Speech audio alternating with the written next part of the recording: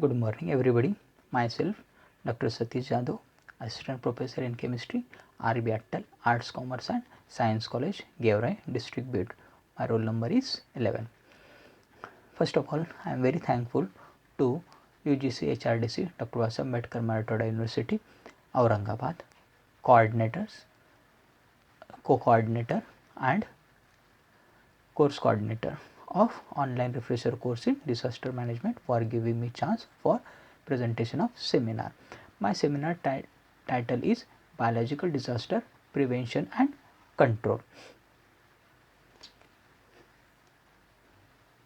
Content of my seminar is definition biological agents as causes of mass destruction, sources of biological agents, type of biological agents, epidemics, bioterrorist, major events across the globe, impact of biological disaster, prevention of biological disasters. So, first of all, let us discuss what is biological disaster. Biological disaster are scenarios involving disease, disability or death on a large scale among humans, animals and plants due to toxins or disease caused by living organism or their products. Biological agents as causes of mass destruction. The potential of some infection agents is nearly as great as that of nuclear weapons and therefore includes in the trade of weapons of mass destructions. Examples: nuclear, biological and chemical weapons. The low cost and widespread availability of dual technologies makes biological warfare attractive to even less developed countries. The agents used in biological warfare are largely natural pathogens and the illness caused by them simulates existing disease. The diagnosis and treatment of biological warfare victims should be carried out by the medicinal care system rather than by any specialist agents.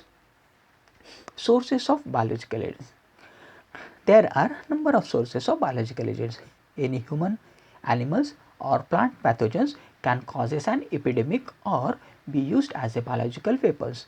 The deliberate intention or action to cause harm defines a biological attacks. Certain characteristics needs to be present for an organism to be used as a potential biological agent for warfare or terrorist attacks. For example, anthrax, smallpox, plague, etc. etc. Types of biological agents. There are three categories of biological agents potential enough to cause mass casualties. Center for Disease Control and Prevention. There are three categories: category A, category B and category C.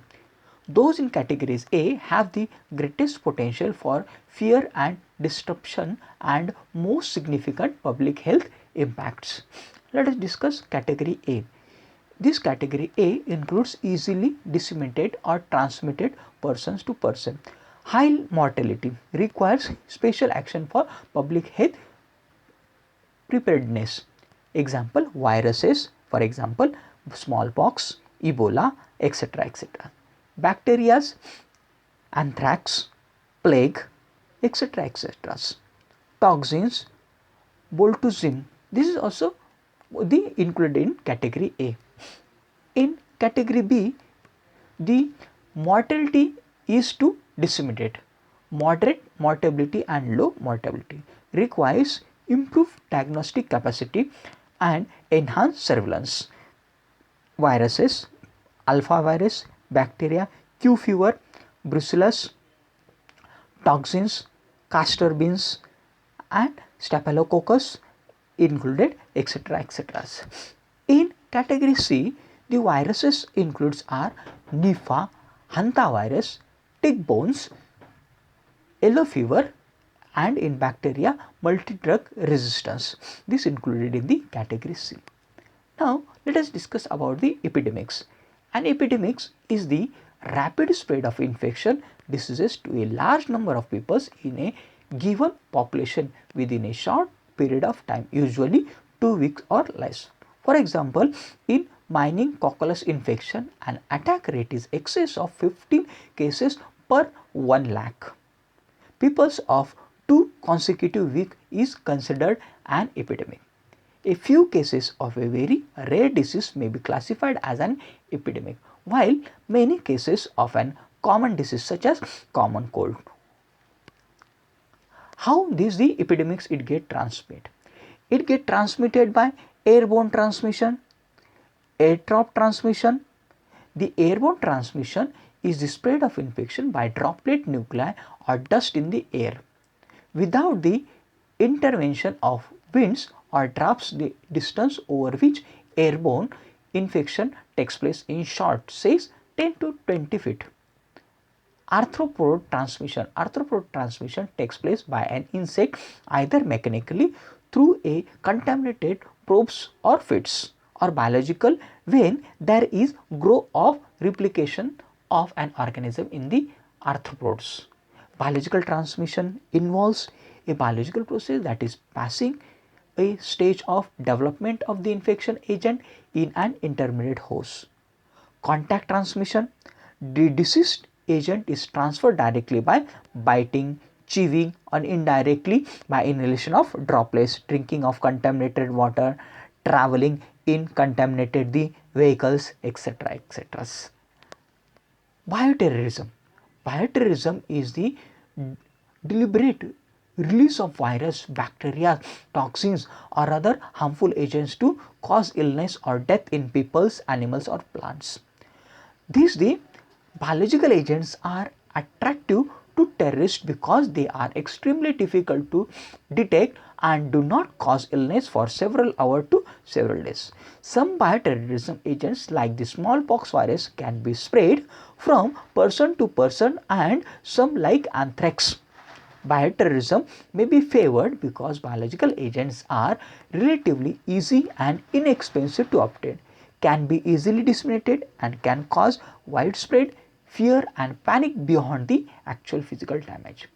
A biological weapon is useful to terrorists mainly as a method of creating mass panic and disruption to a state or a country.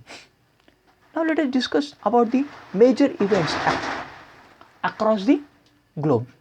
Modern time, or let us discuss about the some of the cases. Case 1, during World War I, the Germany army developed anthrax, glanders, cholera and a wheat fungi specially for use as biological weapon. In case 2, during World War II, Japanese forces operated a secret biological warfare research facilities in Manchuria that carries out human experiment on prisoners. In case 3, in 1942, the United States formed the War Research Service.